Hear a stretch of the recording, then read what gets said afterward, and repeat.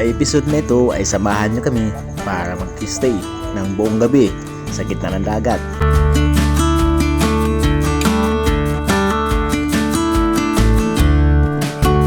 Bumiyahe na kami ng mahigit 25 kilometers, marating lang ang paraisong ito.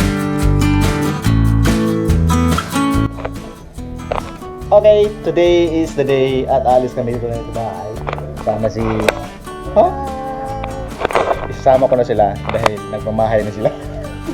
Dahil hindi ko sila lagi kasama. So, iwan natin yung bahay. Lilisanin muna natin ngayon. At iiwan muna natin. Ito muna yung taga-banda ng bahay natin ngayon. Bye-bye! Yung mga kasama namin doon. Hoy! Saan ka mag-hike? Mount Everest? Go! Biyahe na tayo na!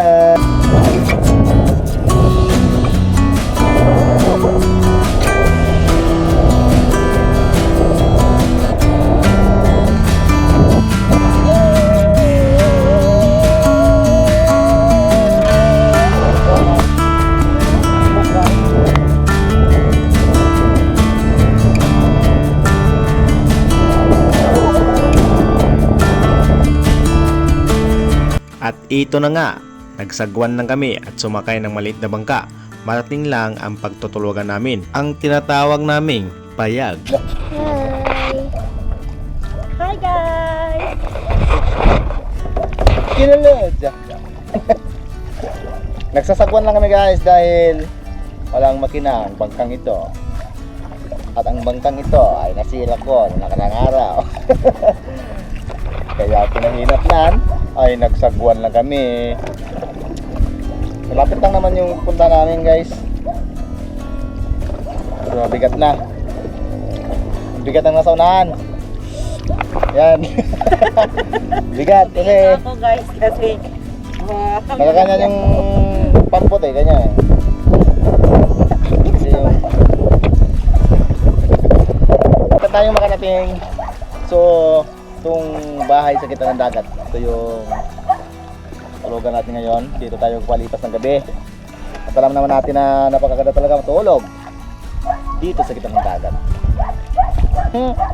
Diba? Diba Bob?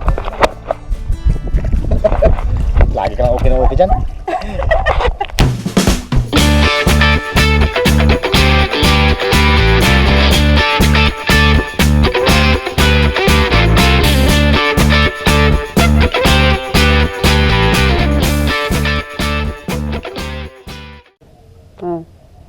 gutom lagi na. May pusa sa mga sa bahay na to guys. Siguro sa may-ari to. Yung may-ari naman dito, kilala namin. Dati na kami nandito. Diba? Binalikan lang namin tong lugar na to dahil payapa siya. Opo. Oh, baka kainin ka na mamaya. Kainin ka na mamaya. Yung isa talaga. Ang isa guys, tingnan mo. Masakit daw yung ulo niya. Kaya dito namin naisipang mag-overnight kasi tingnan mo naman guys, oh. Diba? Mapayapang lugar. Saka dito guys, yung vlog namin dati may aso. Ngayon, yeah. Uy, parang na-miss na tayo guys.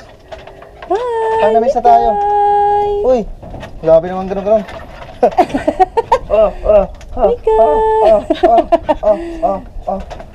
Mamaya Mikay, pakakainin ka namin. Pag makaluto na kami. Grabe. Grabe yung ano niya. Yung pagka-excite na nakita kami. Wag, dahil baka matalmo tayo, alam na. Okay lang yung sa bahay namin na aso, talagang karisado namin yun. Pero kilala niyo na kami dahil dati na kami nandito. Mamaya, makakainin kita, alam kung gutom ka. Then guys, dyan kami matutulog mamaya. Ito lang yung sala niya, maliit, pero malaki na to para sa amin tatlo. At tulugan namin. Ayan.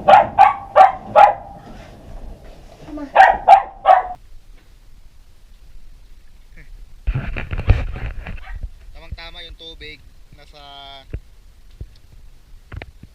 ano talaga, sa dry dock. Bali, yung balcony niya, I mean. So, hindi mahirapan mag-ahon kapag ahon ka. Ano naman.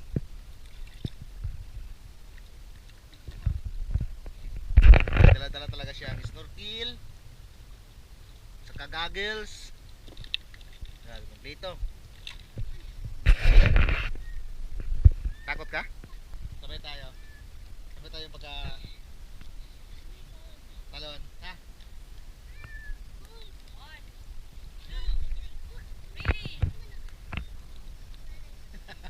Sabay ka tayo eh. Ano? Okay.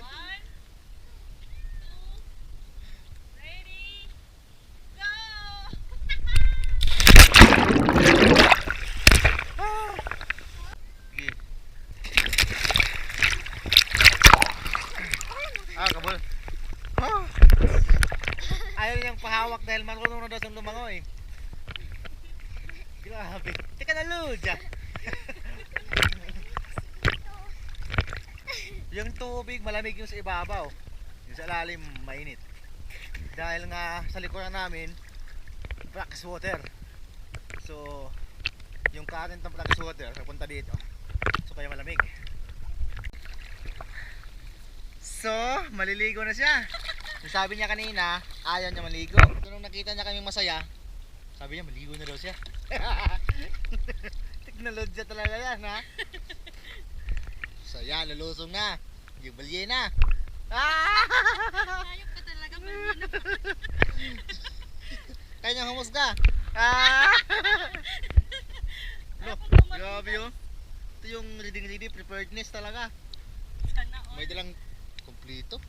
Kompleto pre. Kaya, uy, lulusong na siya. Oh my God! Kasi yung tubig, talagang maginaw sa ibabaw. Malamig yung sa ibabaw.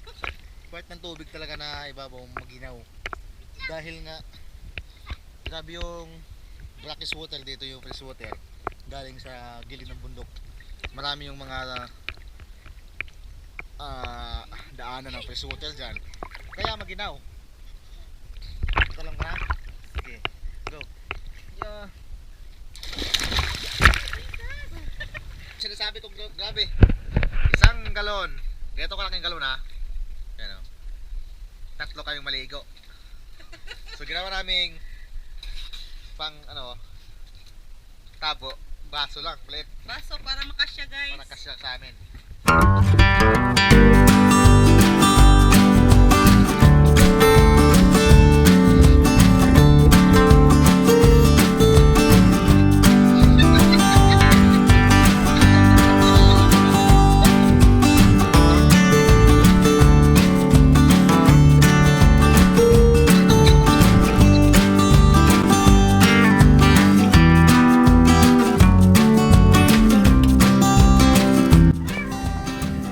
So ayun, may dala na si Papa na isda.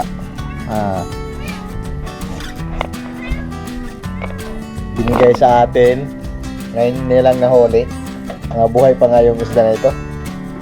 Ano? Humihinga-hinga pa yan. Grabe.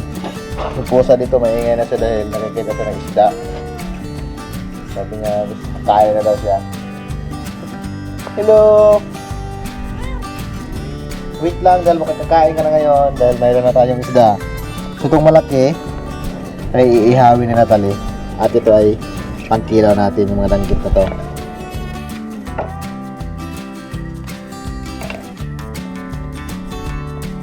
Buhay na buhay to guys, sinit niya.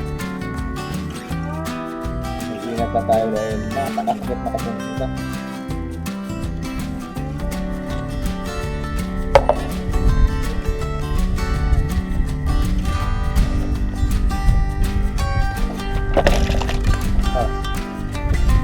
Sabi ko na nga ba, lapit tayo matinik.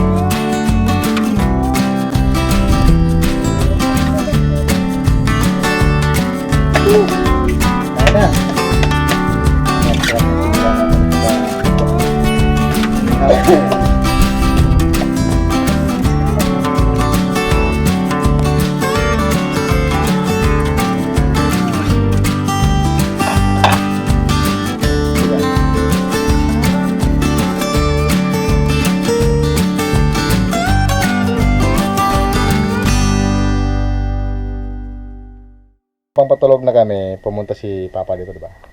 Opo, pumunta dito. Pumunta dito. Alam naman sa iba. Pumunta siya dito at dinalahan niya naman kami ng mga buhay na isda. Yan. Fresh na fresh. Yan. Bubuka-buka pa yan. Yan. Buhay. Oh. Grabe. Ito yung plano namin. Paksiwin namin dahil wala kaming box dito na paglalagyan para ma-preserve. Correct. Ano? Grabe naman yan. Isang hektarya yan. Hayop. Uy, bad. Sorry. So, plano namin ngayon, lulutuin na to dahil masisira to. Mabubulok to kung kinabukasan pa. Grabe. Swerte natin. Grabe, ang laki. At buhay pa yan. Pero nakaligo kami. Dahil gumanyan siya sa tubig dito. Kaya sila tali. Naligo rin. Naligo ng ano. Tingnan nyo guys, ay naging Oh. maklaro. Sarap sa paksi nito bukas. Good morning. Good morning. Mikay. Psst. Mikay. Good morning to you. Hello. Good morning sa iyo. So, ayun guys, napakalina ng tubig, napakapayapa ng panahon. Pagkagising mo, ganito yung madaratan mo. Grabe.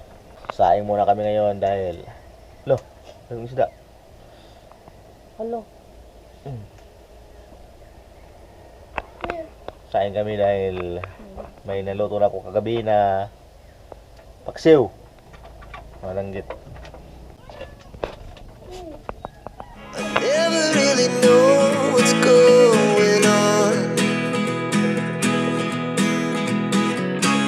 And even when you're next to me, I feel like you were gone. It's all the things you never show. They're all the things I want to know. Secrets start in your heart so slow. But if you don't wanna tell me now, I guess I'll never know. But if you don't wanna tell me now, I guess I'll never know.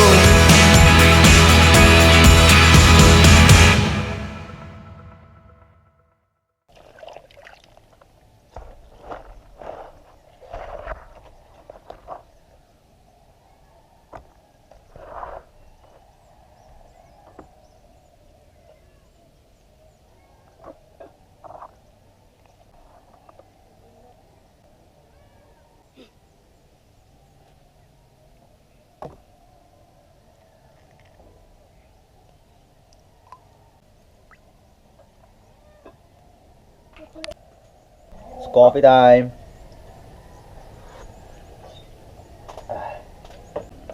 Ang dami. Fresh na fresh. Mga buhay pa rin ito kanina. So yan guys. Malapit na maluto yung inihaw natin. Pakita mo yung inihaw. Ito na pala yung iba. May ilan na lang na hindi naluluto. So, Dalawa na lang mamaya ang iihawin guys. po. Kain na tayo. May paksiw tayo na kagabi pa. At saka ngayon may inihaw na langgit. Sobrang napakasarap at napaka-cute. Isa sa pinaka-paborito na ginagawa ko pag umaga, pag may isda na fresh. Diretso ko nang iniihaw yan. Yung ihaw pala nito si si bibi ko. So, ito yung pinaka-masarap para sa akin na hindi na kukunan ng bibituka. Sayang ang laman. Yan. Nahulog. Sarap. Ayan guys. Ako ang taga-ihaw. Sila ang taga-kain. Ay, sarap na sarap talaga sila, oh. Taga-kain lang, ha? Kaya naman. Ang taga-ihaw, pawis na. Ayan, hindi pa naluluto, oh. Ay, talaga naman, oh. So, masarap ba nung lasa? Parang Jollibee. So ito na yung final ano natin. Final. Basta final. Dahil kakain na kami. Yun yung ano ko, yung ibig sabihin ko. So ano ba yan? Ulam. Basta ito yung mga ulam namin. Yan. Yung hindi kinuha na ng bituka. Ito yung pinakaborito ko dahil yung lasa niya talaga medyo pait at juicy. Ito naman yung kay Natalie, yung timplado siya, may asin at hiniwa dyan, kinuha na ng bituka. At yung kagabi na linoto ko, ito yon, paksiw. Wow! Grabe. Mag-ano na ako ng suka. So ayan, napakadaming ulam. At ang napakasarap lang dito dahil nandito kami sa gitna ng dagat. Diba? Lalong kaming lulusog nito. Lalaki ang mga Lalaki tiyan. ang mga Pero bel-bel. magdadaging naman ako. Malapit na. Bukas na bukas magdadaging Isang ako. beses lang yan ang jogging, guys. Itong bulgar sa nila. Kinabukasan, ayan, tulog na tulog. Hoy, pag may bulgar kasi bukas, magdadaging ako. No. Maga 4 a.m. to 6 a.m. Abangan ko yan bukas, guys, yung mag-jogging ba yan. Ay, excited na ako. Pero sa ngayon, kakain muna kami marami dahil mag-jogging naman bukas. Ayan. Huwag kayo Ayan. maniwala, guys. Woo! Let's go! Lord, keep her the food and bless this food. Amen. Amen. Exciting part. The exciting Ang part. daming ulam. Oo nga. Pa. Isang kaldero yan. Tsaka, isang plato ng ingaw. Grabe. May inihaw pa doon, di pa naluto. Kaya na. I've seen a lot of change, been through a lot of pain. Some things are not the same as they were a year ago, but all will be okay. I move on each and every day. The past is where it stays, way back a year ago. I've changed for the Guys, pauwi na kami. Babus! See you next time. Peace out. just to say I'm alright.